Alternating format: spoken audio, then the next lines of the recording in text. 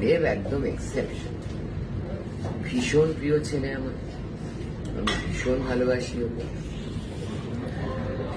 আমাদের সিনেমার মধ্যে যে এই যে ব্যাপারটা ছিল, দেখুন এত হচ্ছে আমরা সবাই ফ্রিল্যান্সার, পুরো প্রফেশনটাই হচ্ছে ফ্রিল্যান্সারদের। তো সেখানে দেব এটা একটা নিদর্শন হিসেবে প্রমাণ করেছে, এটা রাখতে চেয়েছে মানুষের কাছে, বারবার করেছে সবাই একত্রিত হন সিনেমার জন্য, এইভাবে ভাগ বাট্রা করবেন না। তো yes, tried is in his own way. আর সবাই জানে মানে আমার আর দেব মানে আমাদের ভীষণ বন্ধুত্ব, ভীষণ ভালোবাসা, ছোট্ট ভাইয়ের মতন ও আমার। দেবকে নিয়ে মুখ খুললেন আমাদের বর্তমান বিজেপি দলের সমর্থক অভিনেত্রী রূপা গাঙ্গুলি।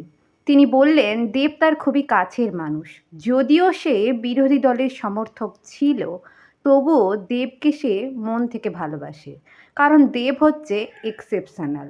ওনাকে প্রশ্ন করা হয়েছিল দেব যেমন ব্যান কালচারের বিরোধিতা করছেন, দেব যেমন ব্যান কালচারটাকেই পছন্দ করেন টলিউড ইন্ডাস্ট্রিতে, তারাও কি বর্তমান সময়ে দেবের সাথে সেই ব্যবহারটাই রাখবে? এটার উত্তরেই রূপা গাঙ্গুলি এই কথাগুলো বললেন যে দেব সবার থেকে আলাদা। আমরা সবাই জানি দেব একজন অভিনেতা নেতার থেকেও সে একজন ভালো মনের মানুষ, এবং সেটাই তাকে সুপারস্টার বানিয়েছে এবং আমাদের প্রত্যেকের কাছের মানুষ বানিয়েছে। আপনাদের মতামত কি?